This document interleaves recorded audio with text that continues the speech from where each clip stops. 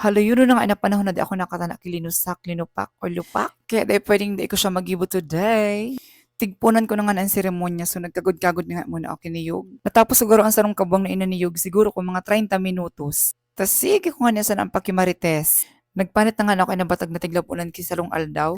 Habang nagpapanat nga ako, may narumduman ng gadaw ka ini.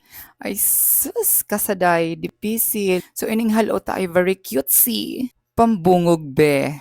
Tigpunan ko na nga ang pagburbayo bo, paglusak-lusak ining batag.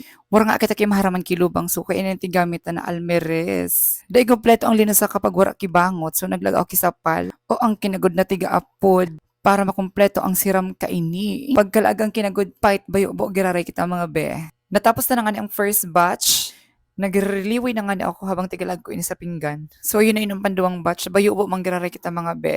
Nangangalay na ang kamot ko kabayo bo. Maski pa sa insain na nga kay ng direksyon kang kamot ko, basta mabayo bo lang kimare na marunot subatag tapos mag well blend ang kinagod tapos ang batag. Para mas sumiram lalo kay puano magsayaw. So yun na nga sa produkto kang pagalta na sa wakas na tapos ng gas. Sa sobrang kahaluyan, so pamahaw ng pangudto sa roon tanasan okay naan, at least tipid. Pero guro matabang be. Pero carry! Masiramon ini pag may kapadis na mainito na kape. That's it for today. Bye! Thank you!